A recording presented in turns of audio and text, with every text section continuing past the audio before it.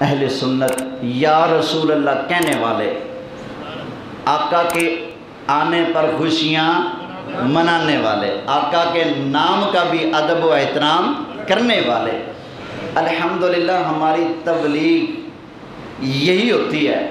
اور بھائی نماز روزہ بھی پڑھو، لیکن اس سے زیادہ ضروری ہے اللہ کے پیارے محبوب کا ادب۔ جب تک سرکار کا ادب نہیں ہوگا کوئی بھی عبادت قابل قبول نہیں ہوگی۔ تو اسی چیز پر زور دیتے ہیں۔ اور ویسے بھی اللہ تعالیٰ نے جو اس امت کو ساری امتوں سے بہترین امت بنایا ہے، اس کی وجہ کیا ہے پتہ ہے آپ کو؟ سن لیں۔ اللہ تعالیٰ نے ارشاد فرمایا کنتم خیر امت اخرجت للناس، فرمایا جتنی بھی امتیں آئی ہیں سب میں زیادہ شان والے تم ہو۔ یہ سرکار کی امت، یا اللہ کیوں ہے یہ شان والی؟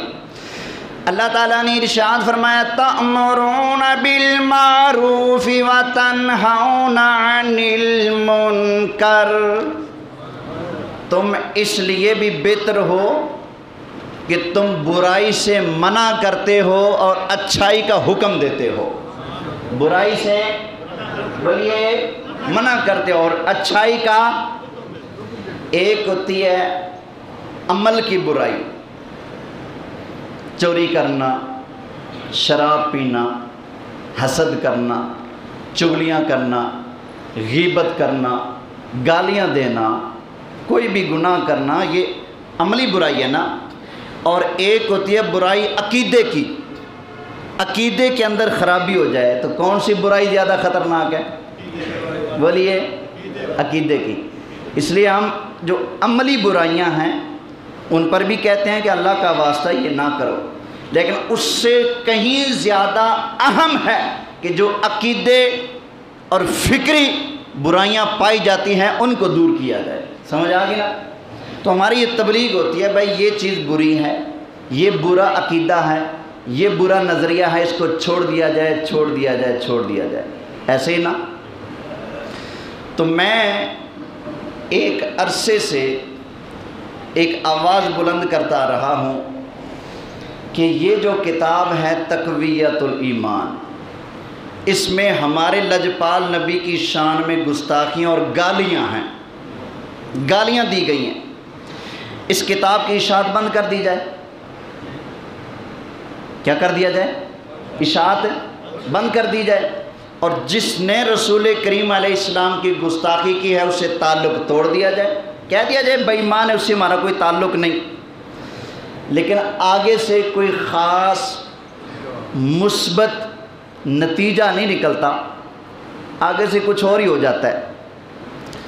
تو میں یہاں بھی کوشش کرتا رہتا ہوں کہ دوستوں کو سمجھاؤں کہ یہ چیز غلط ہے، اس سے بچو بچو بچو بچو بچو بچو۔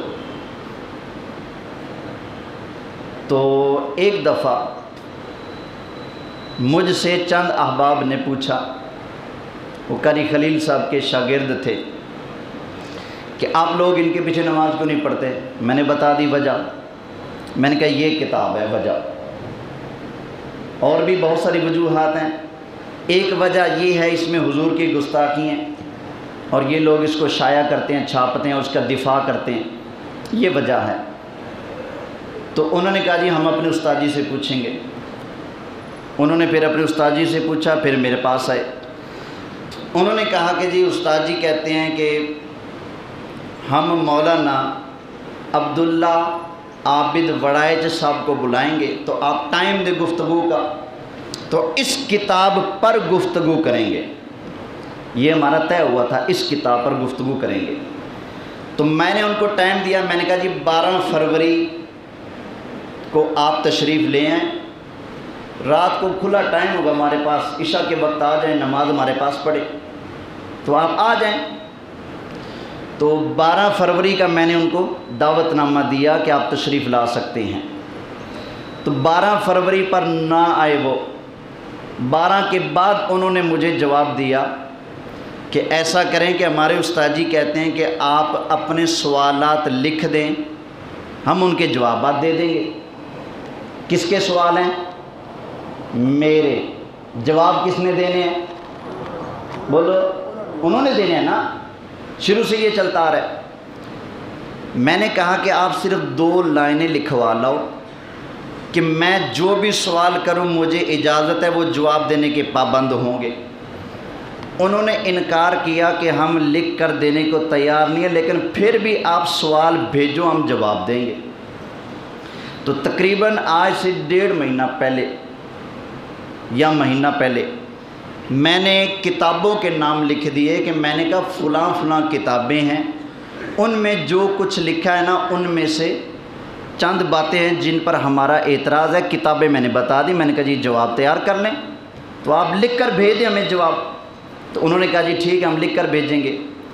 تو ایک لمبا پیریڈ گزر گیا، ان کی طرف سے کوئی جواب نہ آیا۔ اب پھر یہ پچھلے ہفتے میں اسلام آباد گیا ہوا تھا بیان کے لیے، تو پیچھے سے جماعت آئی، تو میں نے درس قرآن دیا اور میں نے بتایا کہ بخاری شریف میں لکھا ہوا ہے منافقوں نے نبی پاک کو اور صحابہ کو نعوذ باللہ ذلیل کہا، تو اللہ نے قرآن اتار کر منافقوں کو جھوٹا قرار دیا۔ سمجھ آئی نا؟ قرآن اتارا اللہ تعالیٰ نے۔ میں نے کہا وہی بولی جو آج بولے گا جو منافق نے بولی تھی، تو قرآن اس کے اوپر وہی فتویٰ لگائے گا جو قرآن نے ان منافقوں پر لگایا تھا۔ سمجھ آئی کہ نہیں بات؟ ان منافقوں نے کہا تھا کہ ہم عزت والے ہیں اور جا کر ان ذلیلوں کو مدینے سے نکال دیں گے۔ خود کو عزت والا کہا تھا اور حضور کو اور حضور کے صحابہ کو منافقوں نے یہ گھٹیا لفظ بولا تھا۔ توجہ ہے نا؟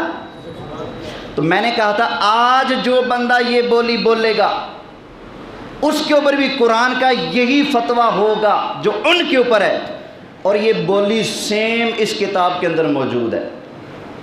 اس کتاب کے اندر سرکار کا نام لے کر حضور کے صحابہ کا نام لے کر ذلیل کہا گیا ہے۔ تو قرآن کا وہی حکم ادھر آئے گا کہ نہیں آئے گا؟ بولیے آئے گا۔ تو یہ بات ہوئی، تو پھر بغیر بتائے جن کو ہم اتنے عرصے سے بلا رہے ہیں کہ بسم اللہ تشریف لے آئیں اور وہ بات چیت کر رہے ہیں، بغیر کسی اطلاع کے بغیر بتائے فجر کی نماز میں نے پڑھائی، میں نے سلام پھیرا تو پیچھے مولانا عبداللہ عابد وڑائی صاحب کھڑے ہیں اور ان کے ساتھ یہ قاری خلیل صاحب ہیں، ان کے بھائی ہیں اور دیگر ان کی جماعت کے متعلقہ افراد ان کے ساتھ ہیں۔ اب یہ سارے دوست جو فجر کی نماز میں تھے وہ گواہ ہیں۔ قاری خلیل صاحب نے آتے ہی کہا نحمدہ ونصلی ونسلم علی رسولہ الکریم۔ جتنے احباب بیٹھے ہیں سب تشریف رکھیں، استاد جی آئے ہیں۔ انہوں نے اپنے استاد کا نام لیا، پھر میری طرف اشارہ کیا کہ استاد جی کے جو اعتراضات ہیں ان کے جواب دیں گے۔ سمجھے؟ میں نے کہا جی بسم اللہ، میرے اعتراض ہیں تو آپ جواب دیں۔ تو جیسے میں نے یہ کہا تو انہوں نے کہا نہیں جی نہیں، ہم بھی اعتراض کریں گے۔ تو میں نے کہا جناب اگر آپ کے اعتراض ہیں ہمارے اوپر تو اس کے لیے اصولی بات یہ ہے کہ آپ بھی مجھے کہتے کہ ہمارے اعتراض ہیں، پھر آپ مجھ سے ٹائم لیتے، جگہ طے کرتے، موضوع طے کرتے، وقت طے کرتے، شرطیں طے کرتے، کتنے بندے بیٹھیں گے، کون بات کرے گا، یہ سارا کچھ طے ہوتا پھر جا کر مناظرہ ہوتا ہے۔ میں نے کہا آپ نے مجھے بتایا تک نہیں، میں نے تو سلام پھیری اور پیچھے آپ فوج لے کے کھڑے ہیں، میری ساری کتابیں آپ نے گھر پڑھی ہیں اور آپ اپنا سارا اسلحہ اپنے ساتھ لے کے کھڑے ہیں، مناظرہ اس طرح سے ہوتا ہے۔ میں نے کہا فی الحال سوال میرے ہیں، آپ لوگوں نے کہا بھی ہے کہ ہم جواب دینے آئے ہیں، سوال میرے ہیں جواب آپ دیں۔ تو انہوں نے کہا جی نہیں ہمارے بھی سوال ہیں۔ تو میں نے کہا کہ اگر آپ کے بھی سوال ہیں تو اس کے لیے آپ الگ سے نشست رکھیں، فی الحال میرے سوال ہیں۔ تو انہوں نے کہا کہ ایک نشست میں سب کچھ ہوگا، میں نے کہا لکھ کر دے دیں۔ پھر انہوں نے لکھا، پھر لکھا بھی خود اپنے ساتھ لے گئے، اور اس میں جو ہماری بات ہوئی ہے وہ یہ ہوئی ہے کہ 1.5 مہینے کے اندر اندر ہم شرائط مناظرہ، موضوع مناظرہ، جگہ وغیرہ سارے معاملات طے کریں گے، نہ اس میں نے یہ کہا کہ جناب جی آپ بڑی ڈاڈی شاہ ہیں، میں آپ سے مناظرہ کر ہی نہیں سکتا. سمجھ آئی؟ ایسی کوئی بات نہیں. سنیں ویڈیو، اس کے اندر میں نے یہی کہا، میں نے کہا جناب یہ اصول نہیں ہے، بے اصولی ہے. آپ نے مجھے بتایا نہیں اور آپ اپنی پوری فوج لے کے آ گئے. میں جب بات کروں تو میرے ساتھ بھی تو میرے مسلک کے علماء بیٹھے ہو نا، کوئی جگہ طے ہونا، کوئی شرط طے ہو. اور یہ عبداللہ عابد صاحب، میں ان سے پوچھتا ہوں آپ نے جتنے بھی مناظرے آج تک کیے ہیں، تجربہ کار مناظر ہیں، آپ مجھے بتائیے کیا جتنے بھی آپ کے مناظرے میں وہ ایسے مناظرے کیے ہیں آپ نے؟ آپ کے ہر مناظرے میں شرائط ہیں، جگہ ہے، موضوع ہے، ٹائم ہے، تاریخ ہے، سارا کچھ طے کرنے کے بعد ہوتا ہے. اگر آپ نے واقعتاً مجھ سے مناظرہ کرنا تھا تو اصولی بات یہ ہے آپ مجھ سے رابطہ کرتے. قاری خلیل صاحب تو ہمارے ہمسائے ہیں نا، ان کو بھیج دیتے، جگہ طے کرتے. لیکن آپ بغیر بتائے ہمارے پاس آ گئے اور آ کر کہا جی مناظرہ شروع کرو. یہ مناظرے اس طرح سے تو نہیں ہوتے نا. تو بہرحال میں اب یہ کہنا چاہتا ہوں مولانا عبداللہ عابد وڑائی صاحب سے اور قاری خلیل صاحب سے کہ آپ نے کہا تھا کہ ہم آپ کے چیلنج پر آئے ہیں، میرے چیلنج پر. تو اگر آپ میرے چیلنج پر آئے ہیں تو میرا چیلنج تو یہ تھا کہ یہ کتاب جھوٹی ہے. یہی کہا نا. اگر آپ میرے چیلنج پر تشریف لائے تھے تو پھر اس کتاب کے اوپر بات کرتے نا. آپ نے تو آ کر کوئی نیا کٹا کھولنا شروع کر دیا. سمجھ آئی؟ یہ دیکھیں نا، میرا دعویٰ ہے کہ فلاں آدمی کو عربی نہیں آتی. میرا دعویٰ ہے، میرا چیلنج ہے، فلاں آدمی کو عربی نہیں آتی. اب وہ 10 آدمی اکٹھے کر کے مجھے بتائے بغیر آ جائے اور وہ بھی فجر کے وقت سلام پھیروں پیچھے کھڑے اور کہے جی آؤ جی مناظرہ کرو، ہمیں انگلش آتی ہے. میں کہوں گا جناب میرا چیلنج کیا تھا کہ جناب کو عربی، اور آپ کیا کہہ رہے ہیں کہ مجھے انگلش. تو وہ میرے چیلنج کا جواب دے رہا ہے. بتائیے نا. نہیں نا، میں نے جو چیلنج کیا تھا میں اس پر اب بھی قائم ہوں. میں یہ کہتا ہوں یہ جو کتاب ہے تقویت الایمان، اس میں نبی کریم علیہ السلام کی شان میں گستاخی ہے، بے ادبی اور توہین پائی بولو جاتی ہے. اچھا یہاں پر ایک اور بات کر دوں. انہوں نے جاتے جاتے ہمارے نمازیوں کو خراب کرنے کی کوشش کی. جاتے جاتے ایک بہت بڑا جھوٹ بول دیا. انہوں نے یہ کتاب اٹھائی،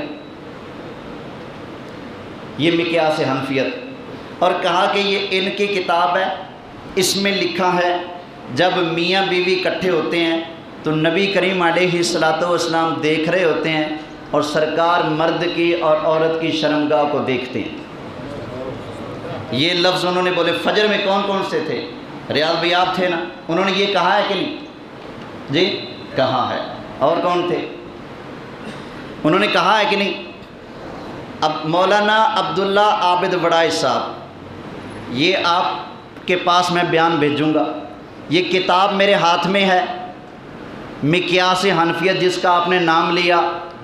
فقیر 1,00,000 روپیہ انعام پیش کرے گا اگر یہ بات اس کتاب سے نکال کے دکھا دو. 1,00,000 روپیہ انعام دوں گا جو بندہ کتاب کے اندر سے یہ نکال کے دکھا دے جو تم نے کہا رب کے گھر کے اندر جھوٹ بولا تم نے. اس کتاب کے اندر یہ لکھا ہوا ہے کہ یہ کہنا کہ میاں بیوی اکٹھے ہوں اور سرکار حاضر ناظر ہیں اور دیکھتے ہیں، یہ تو بے ادبی ہے، یہ تو گستاخی اور کفر ہے، یہ تو سرکار کی توہین ہے. اس کے اندر تو یہ لکھا ہوا ہے. یار لوگوں کو پتہ نہیں اردو سمجھ نہیں آتی یا خام خواہ ضد کی عادت ہے. یہ میرے پاس کتاب موجود ہے مقیاس حنفیت، صفحہ نمبر 288. یہ وہی مسئلہ موجود ہے جو انہوں نے چھیڑا. ایک لائن بھی اس کے اندر ایسی نہیں ہے جو ان کی بات کی تائید کر سکے. رب کے گھر میں بیٹھ کر جھوٹ بول کے گئے، نعوذ باللہ. اس میں تو یہ لکھا ہے کہ جو ایسا کہے گا وہ بے ادب، گستاخ اور کافر بنتا ہے. اس میں تو یہ لکھا ہے. اور انہوں نے جھوٹ بول دیا کہ تمہاری کتاب میں یہ لکھا ہے کہ ایسا ہے، لا حول ولا قوت الا باللہ۔ ہم جو کہتے ہیں وہ سن لو، ہم کہتے ہیں نبی پاک حاضر ناظر ہیں، بولو سرکار حاضر ناظر، اللہ حاضر ناظر، اللہ حاضر ناظر، لیکن جو برے مقامات ہیں نا ان کی طرف نہ اللہ تعالیٰ کے حاضر ناظر ہونے کی نسبت کرنی جائز ہے، نہ سرکار کی نسبت جائز ہے۔ نہ اللہ کے بارے میں کہہ سکتے ہیں کہ اللہ تعالیٰ بری جگہ پر اس کو دیکھتا ہے، ملاحظہ کرتا ہے، نظارے کرتا ہے، ایسا کچھ بھی اللہ تعالیٰ کے لیے بولنا جائز نہیں ہے۔ اور اسی طرح سرکار کے بارے میں یہ کہنا کہ جب میاں بیوی اکٹھے ہوتے ہیں تو سرکار دیکھتے ہیں، بالکل جھوٹ ہے، بکواس ہے، اس سے بڑا کوئی کفر نہیں ہے۔ ہاں عبداللہ صاحب آپ نے جو فرمایا کہ اس کتاب کے اندر ہے، چلو ٹھیک ہے، میں لکھ کر دیتا ہوں کہ یہ کہنا کفر ہے، جو لکھے وہ کافر ہے۔ آپ بھی لکھ کر دے دیں کہ اس کتاب کے اندر جو لکھا ہے کہ حضور ذلیل ہے، نعوذ باللہ، آپ بھی لکھ کر دے دو کہ یہ لکھنے والا کافر ہے۔ لکھ کر تم بھی دو، لکھ کر میں بھی دیتا ہوں۔ اس کتاب سے اندر سے نکال کے دکھانا میرا کام ہے اور ادھر سے نکال کے تم دکھاؤ گے، سمجھ آئی کہ نہیں؟ ادھر سے تم دکھاؤ گے۔ اور آپ نے جا کر ویڈیو نیٹ پہ چڑھا دی اور کہا کہ یہ بریلوی مولوی بھاگ گیا، مناظرہ کرنے سے معذرت کر لی، سمجھ آئی؟ وہ جنہوں نے دیکھی اوپر لمبی چوڑی اردو میں تحریر لکھی ہے، پھر نیچے وہ ویڈیو لگائی ہوئی، بھاگ گیا، وہ جمیا ہی نہیں جڑا سنیاں نو اس مسئلے تے بھگا سکے۔ عبداللہ عابد وڑائے صاحب یہ ویڈیو آپ کے لیے ہے، انشاءاللہ میں جلد آپ کے پاس آ رہا ہوں، اور آ کر انشاءاللہ موضوع مناظرہ، شرائط مناظرہ، اور اگر آپ سچے ہیں میرے چیلنج پہ آئے تو میرا چیلنج یہ ہے بچوں، میرا چیلنج یہ ہے، تمہاری یہ کتاب جس میں نبی پاک کی شان میں گستاخیاں ہیں، میرا چیلنج یہ ہے، اگر میرے چیلنج کے جواب میں آئے ہو تو بسم اللہ میری دعوت قبول کرو، اس کتاب پر مناظرہ کرو مجھ سے۔ نواں کٹا نہیں کھولنا دینا میں، وہ تب ہوگا جب تم کہہ دو کہ ہاں اس میں لکھا کفر ہے۔ اب میں اعتراض کرتا ہوں، بسم اللہ، اگر واقعی میرا چیلنج ہے تو پھر پہلے میری بات کرو نا، پہلے میری بات کرو، جس پر میرا چیلنج ہے اس پر آؤ گفتگو کرو، پھر تمہارے چیلنج کو بھی انشاءاللہ ہوا میں اڑانا فقیر کا کام ہے۔ وَمَا عَلَيَّ إِلَّا الْبَلَاغُ الْمُبِينُ۔